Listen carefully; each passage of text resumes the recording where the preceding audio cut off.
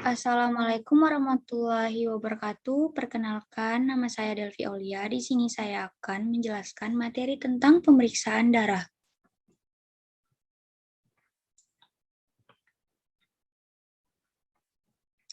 Pemeriksaan darah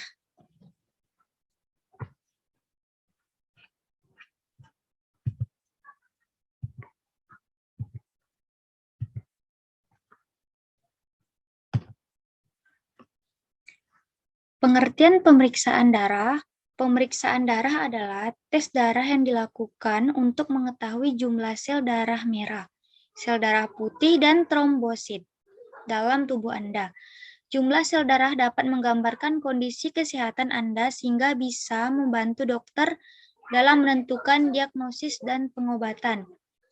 Darah merupakan sel yang berbentuk cair yang terdiri atas dua bagian, yaitu plasma darah dan sel darah. Sel darah terdiri dari 3 jenis, yaitu eritrosit, leukosit, dan trombosit. Perbandingan volume darah dengan berat badan adalah 1:12 atau sekitar 5 liter.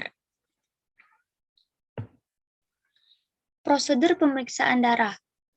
Membersihkan area kulit di lokasi pengambilan darah menggunakan larutan antiseptik. Yang kedua, mengikatkan tali elastis pada bagian atau lokasi pengambilan darah. Yang ketiga, memasukkan jarum ke dalam pembuluh darah vena dan menyedot darah sejumlah yang dibutuhkan. Yang keempat, menutup luka bekas tusukan jarum dengan perban. Dan yang kelima, menempelkan label berisi nama dan waktu pengambilan darah pada tabung penampung darah.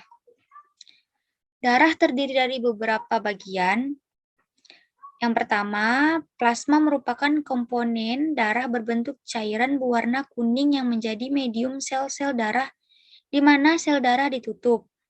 Yang kedua, sel darah merah atau eritrosit adalah jenis sel darah yang paling banyak mengikat oksigen yang diperlukan untuk oksidasi jaringan-jaringan tubuh lewat darah. Yang ketiga, sel darah putih atau leukosit merupakan bagian dari sistem kekebalan tubuh yang diproduksi dari sel puncak hemotompoietik pada sumsum tulang. Dan yang terakhir adalah trombosit, adalah sel darah yang memiliki peran penting dalam proses pembekuan darah saat terjadi luka agar darah berhenti keluar. Fungsi bagian darah sebagai berikut. Yang pertama, plasma berfungsi menjaga suhu tubuh dengan cara menyerap dan melepaskan panas sesuai kebutuhan. Yang kedua, sel darah merah atau eritrosit berfungsi mengangkut atau mengedarkan oksigen dan karbon dioksida. Sel darah putih atau leukosit berfungsi dalam pertahanan dan kekebalan tubuh.